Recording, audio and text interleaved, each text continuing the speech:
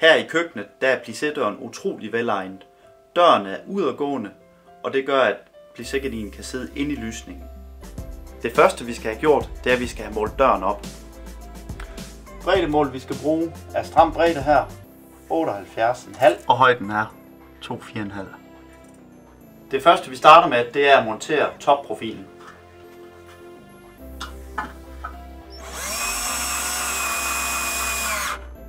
Dernæst monterer vi bundskinnen, som tapes på.